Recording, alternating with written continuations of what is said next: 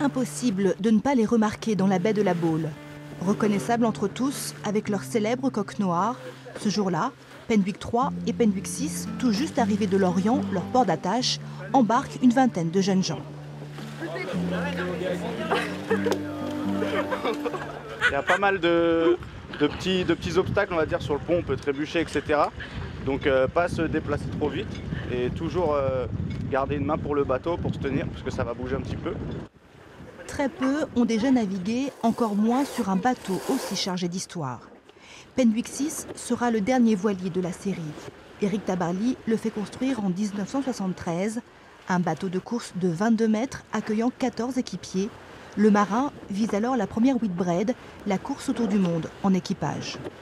Non, je pense que là, la difficulté de ces régions-là pour nous, ça va être justement qu'on va être en course et qu'il faut faire mieux que les autres. Et donc être toujours à la limite de la sécurité et sans perdre de temps parce qu'il faut aller vite. Le bateau ne remporte pas la course en équipage, mais signe 2 ans plus tard l'une des plus belles victoires d'Éric Tabarly. C'est seul, à bord de Penwick 6, que l'homme remporte la Transat anglaise de 1976. Il y a 40 ans, c'était un bateau très performant. Aujourd'hui, il est dépassé parce que les matériaux et les évolutions techniques font que il est dépassé au niveau de sa vitesse par rapport aux autres bateaux qui font la même taille. Mais à l'époque, c'était un avant-gardiste, un précurseur, un inventeur même. Il a inventé pas mal de petites choses pour se faciliter la vie sur ce bateau. 40 ans après, pour ces jeunes, les sensations priment sur le glorieux palmarès. C'est une chance unique, quoi. On passe pour des VIP en fait.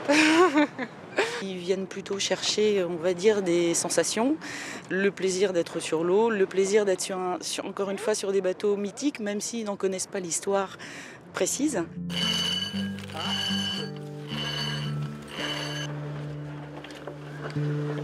Deux heures de navigation dans la baie. Une expérience que chacun valorisera à sa manière. Des souvenirs plein la tête. Les deux Penwick vogueront le long des côtes tout l'été et participeront à de nombreuses rencontres de bateaux d'exception.